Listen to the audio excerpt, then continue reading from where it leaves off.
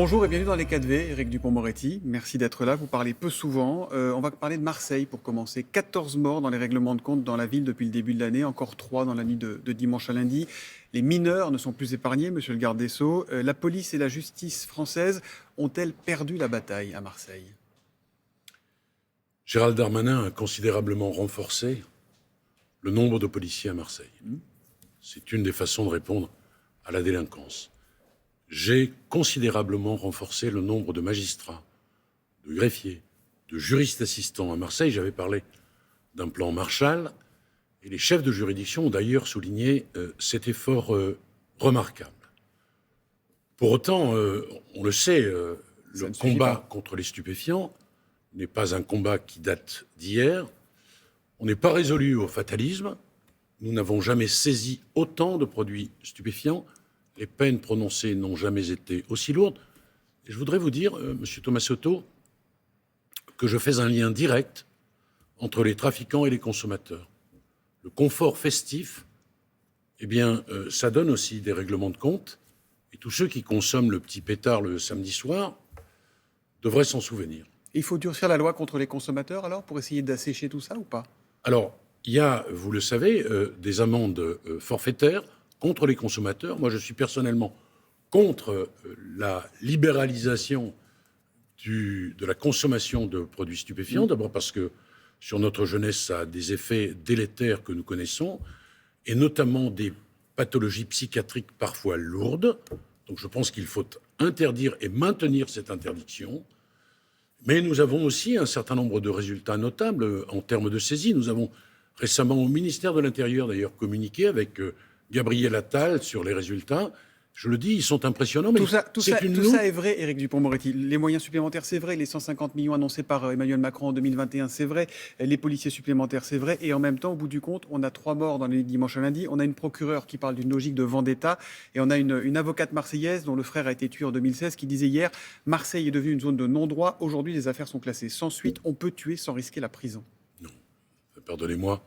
Quand une affaire est élucidée, quand on a des coupables, ils sont évidemment jugés, et je le dis parce que c'est une réalité, je tiens les chiffres à votre disposition, jugés sévèrement. J'ai moi-même d'ailleurs pris un certain nombre de circulaires pour lutter contre le trafic de stupéfiants. C'est un combat qui ne s'arrête jamais. Mais qu'est-ce qu'il faut faire de plus ou de différent? Est-ce qu'on a une idée de réponse? Est-ce qu'on a une idée de solution? Ou est-ce que là, on est condamné à subir? Mais non, on n'est pas condamné à subir. Il y a, je le dis, et il faut que vous m'entendiez, des saisies de plus en plus importantes. On a par exemple réglé la question des mules de Cayenne. Vous savez, ces très jeunes gens qui prenaient l'avion pour importer des produits stupéfiants, souvent cachés, incorporés. Bien sûr, on a réglé cette question. Il y a 100% de contrôle aujourd'hui. Ça ne s'arrête jamais. Ça génère beaucoup d'argent. Je vais vous dire que nous avons développé aussi la saisie des avoirs criminels. Aujourd'hui, on peut saisir des immeubles et on le fait. On peut saisir des biens et on le fait. Et on peut même les redistribuer. Donc vous nous dites quoi? Il faut continuer et ça va payer? Et on peut même, pardonnez-moi, je voudrais terminer ma phrase, les redistribuer à des associations caritatives. Donc il faut continuer cette lutte. Elle est incessante et il faut évidemment renforcer les moyens. Ce que je compte faire bientôt d'ailleurs, parce que nous avons un programme pour renforcer considérablement les moyens de la justice et de façon historique. Vous le savez, 1500 magistrats de plus, 1500 greffiers, des juristes assistants. Nous en avons embauché récemment 300. Et c'est comme ça que nous parviendrons à mieux combattre ce trafic de stupéfiants. La violence dans le pays, c'est aussi depuis plusieurs semaines celle des manifestants les plus radicalisés, des casseurs et aussi parfois de quelques policiers qui visiblement perdent leur nerf. Qu'est-ce que cette situation, cette tension inspire au garde des Sceaux que vous êtes? D'abord qu'il ne faut pas tout mélanger et qu'il faut remettre, c'est l'occasion et vous me permettez de le faire, l'église au milieu du village. Partons de Sainte-Soline, puisqu'on en a beaucoup parlé.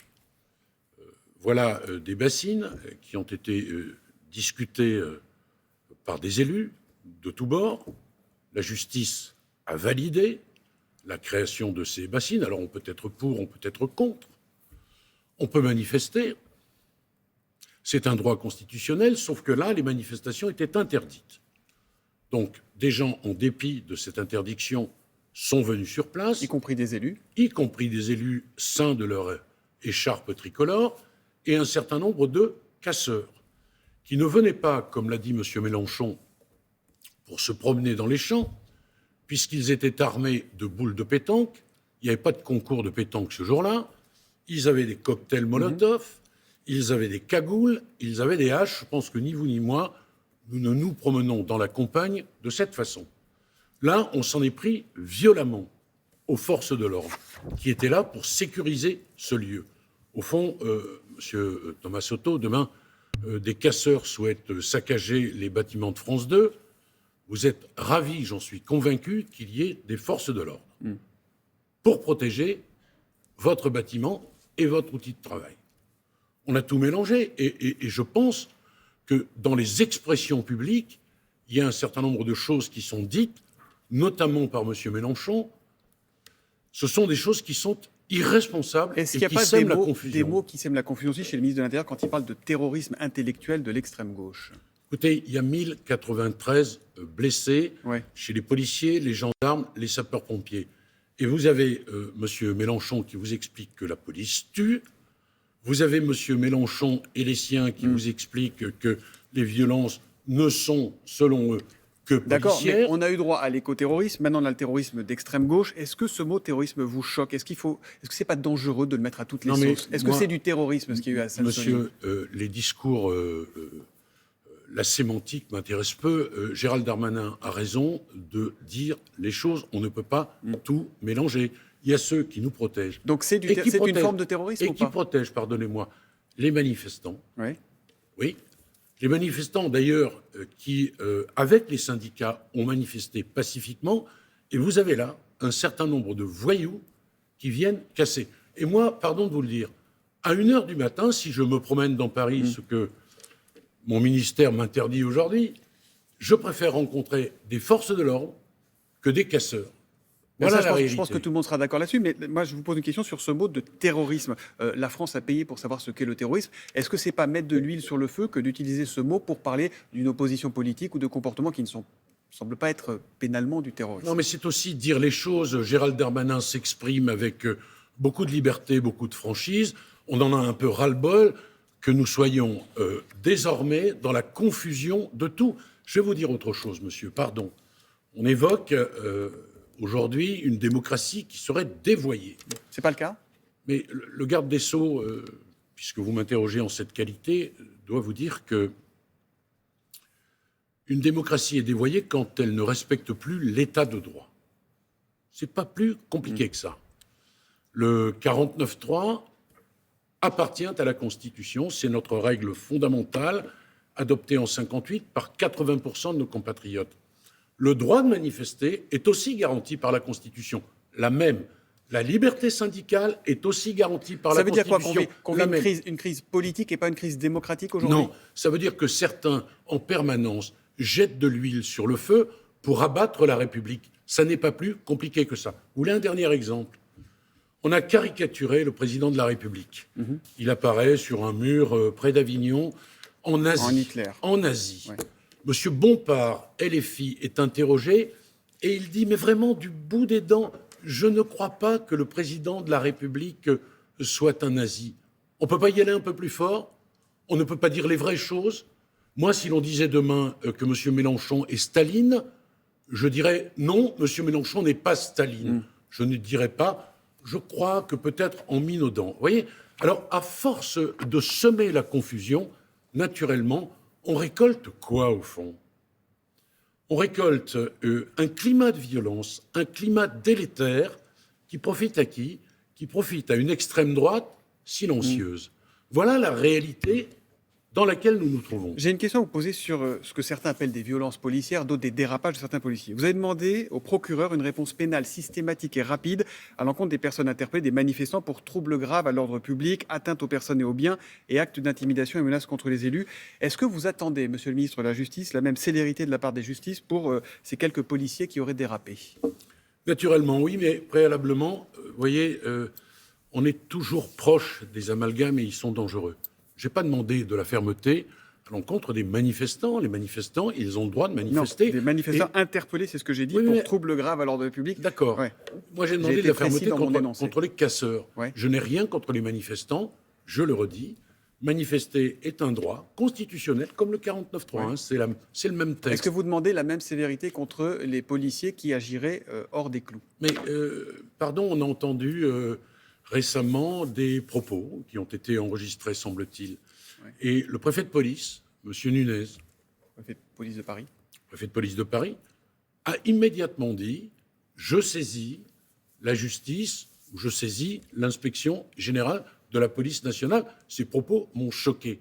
Bien sûr que chaque fois qu'il y a un dérapage, il doit être sanctionné.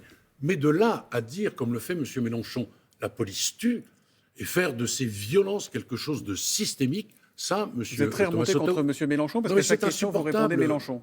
Pardonnez-moi. Je dis à chaque question, vous répondez Mélenchon ou LFI ce Mais matin. je réponds Mélenchon parce que il y a de la confusion qui est savamment entretenue par lui, qui d'ailleurs a été définitivement condamné par la justice de notre pays pour avoir violenté des policiers et bousculé un procureur de la République. Pour quelqu'un qui voulait accéder à la magistrature suprême et ensuite devenir Premier ministre, ça fait beaucoup.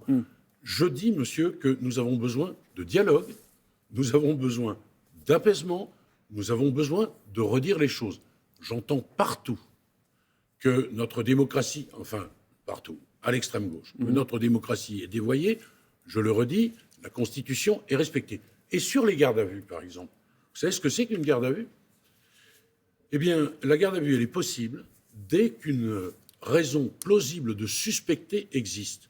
Et ensuite, la justice fait son travail.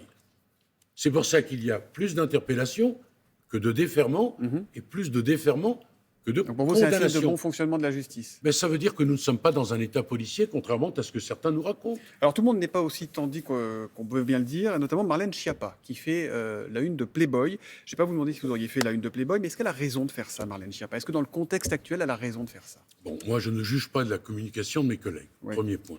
Ça, c'est une esquive. Deuxième point, Marlène Schiappa n'est pas une péronnelle. C'est quelqu'un qui s'est totalement engagé, notamment à la suite du Grenelle. Et ce qu'elle a fait pour les femmes, peu de responsables politiques l'ont fait. Elisabeth Borne a trouvé ça pas très approprié, a fortiori dans la période.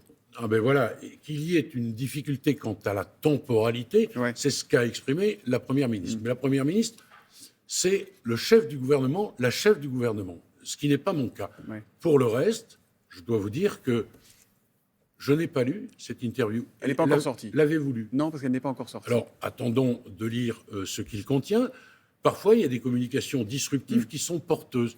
Je pense que... Oui, mais quand même, je on pense se dit que- qu'avec Marlène Schiappa en une de Playboy, Olivier Dussopt, le ministre du Travail, qui choisit de faire son coming out dans Tétu, Emmanuel Macron qui est dans Pif Gadget, il y a quand même un truc bizarre. Ça ressemble à des tentatives de diversion ou on a l'esprit mal tourné? Enfin, écoutez, que le président de la République s'adresse aux enfants, Oui, une fois, c'est pas si mal que ça, non? ouais. Ce sont des citoyens de demain qu'il parle aux enfants. Et vous, Moi, on ne vous ça ne voit me pas, choque vous, dans ce genre de publication? Mais moi, je viens au 4V, vous voyez. Ouais. Mais certains critiqueront cela, sans doute. On peut tout critiquer, monsieur Thomas Soto. Voilà. Moi, je n'ai rien d'autre à dire là-dessus. Je ne distribue pas les bons points. Et je ne souhaiterais pas, d'ailleurs, que l'on critique ma communication, même si elle est sans doute... Est-ce que la à politique quelques et la égards pression critiquable. parfois fait perdre la tête? Je fais allusion à ce qui vous est arrivé à l'Assemblée avec ces bras d'honneur. Écoutez, je regrette ce geste et je l'ai dit. Je l'ai dit publiquement, je l'ai dit à l'Assemblée. J'ai mal vécu le fait que l'on évoque la présomption d'innocence. Et il y a eu ce geste, une fois encore je le regrette, mais il y a eu les mots qui ont été prononcés autour de ce geste. Et les mots c'était « voilà comment vous avez traité la présomption d'innocence ». Bon, ça n'était pas adéquat. Je vais essayer de rencontrer M. Marlex, je veux lui dire les yeux dans Patron les du yeux. groupe LR. Je lui ai déjà dit. Je trouve que, voilà, on a polémiqué là-dessus, je me suis expliqué. L'affaire est close pour vous. Éric Dupond-Moretti, après cette interview, vous allez partir à la maison d'arrêt de Bois d'Arcy, prison surpeuplée avec des conditions de détention souvent décrites comme indignes, et vous allez y emmener une soixantaine de patrons, dont certains grands patrons, et des représentants du MEDEF. Quel est le but de ce déplacement? Mettre en valeur le contrat que j'ai mis en place et qui permet à des patrons de faire travailler des détenus. On peut faire quoi comme métier en prison? On peut tout faire en prison. Ouais. L'idée, c'est que la peine ne soit pas un moment inutile. La peine, c'est une punition et il faut l'assumer avec fermeté. Mais c'est aussi permettre la réinsertion. Et le travail permet la réinsertion. Le sens de l'effort n'est pas un sens interdit, même en prison. Et d'ailleurs, j'ai supprimé les réductions automatiques de peine. Oui. Je les ai C'est conditionnées lié à au travail l'effort. aujourd'hui. Oui, bien sûr. Quel est le pourcentage de prisonniers qui travaillent aujourd'hui, de détenus? Un peu plus de 30%. On a gagné 5 points depuis que je suis garde des Sceaux. Et moi, je souhaite qu'on dépasse largement ce chiffre. Pourquoi? D'abord parce que c'est bon pour la formation du détenu et c'est le gage d'une absence de récidive. C'est bon pour toute la société parce que s'il n'y a plus de récidive, il y a plus de sécurité naturellement. Et les patrons, il faut les convaincre ou pas? Alors, il faut bien sûr les convaincre. C'est bon pour les patrons parce que c'est 45% du SMIC. Nous prenons en charge toutes les formalités administratives. On peut aller très vite, ça évite des délocalisations à l'étranger. Et enfin, c'est bon pour les victimes parce qu'une partie de ce salaire est prélevée pour indemniser les victimes. C'est 4 fois gagnant, voyez-vous. Merci beaucoup, Éric Dupond-Moretti. Merci d'être à venu vous, dans les monsieur cafés. Thomas Soto.